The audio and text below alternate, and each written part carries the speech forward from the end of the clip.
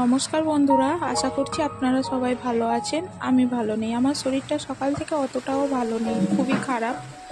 তার মধ্যেই দেখুন আমি পুজো দিতে মন্দিরে চলে এসেছি। কোনো ঠিকই ছিল না যে পুজো দিতে আসবো বলে, কোনো কিছুই ঠিক ছিল না। সকালবেলায় জানলাম যে আজকের ফলহারিণী অমাবস্যা, এবং মন থেকে চাইলো যে না যাই, একটু মার কাছে পুজো দিয়ে আসি। তাই ঠিকঠাক হয়ে পুরো একদম দুপুরবেলা 2:30-3টে নাগাদ আমি পুজো দিতে এসেছিলাম।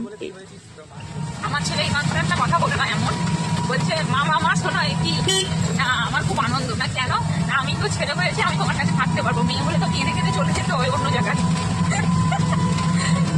হাসিও পাচ্ছি, আবার ভাবারও বিষয় যে এইটুখানি আমার ছেলে বুঝে দিল তোমাকে ছেড়ে চলে যেতে হবে, তাই না? হ্যাঁ, আবার দেখা হবে আমার নেক্সট ভিডিওতে। এই ভিডিওটা কিরকম লাগবে অবশ্যই একটু কমেন্ট করে জানাবেন আমাকে। ভালো লেগে থাকলে একটা লাইক করে দেবেন। টাটা।